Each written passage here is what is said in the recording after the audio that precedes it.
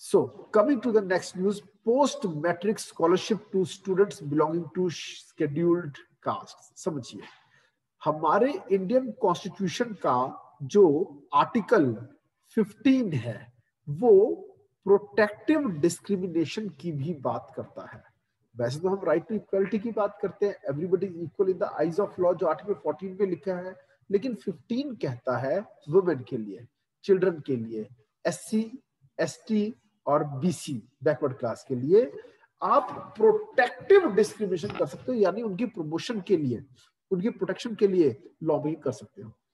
Okay, ये constructive discrimination, ये protective discrimination है।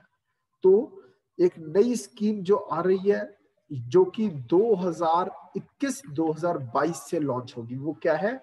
जिस बच्चे ने भी मैट्रिक कर ली, पोस्ट मैट्रिक यानी 10th क्लास के पेपर में अगर पास हो गए, और अगर वो शेड्यूल्ड कास्ट कैटेगरी का बच्चा है, प्लस उसकी फाइनेंशियल पोजीशन अगर अच्छी नहीं है, तो उन सबको क्या मिलेगा? स्कॉलरशिप मिलेगा, जो कि DBT द्वारा, ठीक है, डायरेक्ट बैंक ट्रांसफर होगी, सीधा उनके बैंक में पैसे जाएंगे।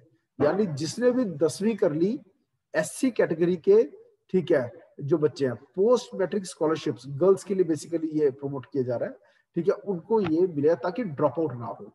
देखा जा रहा था 10वीं के बाद बहुत बच्चे पढ़ाई छोड़ देते हैं, ऐसा नहीं होना चाहिए। ये जनरल स्टडीज पेपर 2 का पोर्शन है, ठीक है। और union cabinet has recently approved major changes in the centrally sponsored scheme post matric scholarship to students belonging to scheduled castes, ठीक है, बॉयज हो गर्ल्स हो, शेड्यूल्ड कास्ट अगर है तो इसे PMS-SC कहते हैं, ठीक है। इससे 4 करोड़ स्टूडेंट्स को फायदा होगा, ठीक है, इन द नेक्स्ट 5 इयर्स। 5 साल तक स्कॉलरशिप मिलेगी, ठीक है, ताकि वो अपनी हायर एजुकेशन कर सके, 10वीं के बाद 11वीं 12वीं और फिर 3 साल की ग्रेजुएशन। तो ये जिसने 10वीं कर ली वो ग्रेजुएशन भी जरूर करे, क्योंकि डाटा में सामने ये बात आ रही थी कि SC कैटेगरी के ज्यादातर बच्चे 10वीं के बाद पढ़ाई छोड़ देते हैं, तो ऐसे नहीं होना चाहिए, ठीक है जी।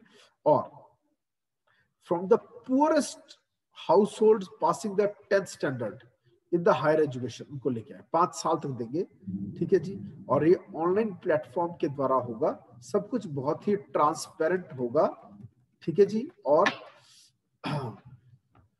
फुल प्रूफ वेरिफिकेशन होगी किसकी? एलिजिबिलिटी की। पहले क्या वो बच्चा एलिजिबल है स्कॉलरशिप के लिए, फिर कास्ट का स्टेटस, कौन सी कास्ट है, आधार आइडेंटिफिकेशन और बैंक अकाउंट डिटेल्स।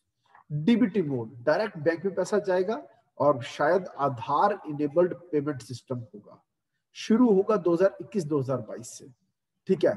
60% पैसा सरकार सेंट्रल गवर्नमेंट से देगी, ठीक है जी, ओके। और monitoring mechanism will be further strengthened, इसकी मॉनिटरिंग होगी, पैसा जो है करप्शन में ना खत्म हो जाए, ठीक है जी। और सेंट्रल असिस्टेंस 1100 करोड़ की एनुअली रहेगी, ठीक है, आप खुद पढ़ेंगे। इसके साथ ही ये न्यूज यहाँ समाप्त होती है। If you want to ask any question you can ask any question.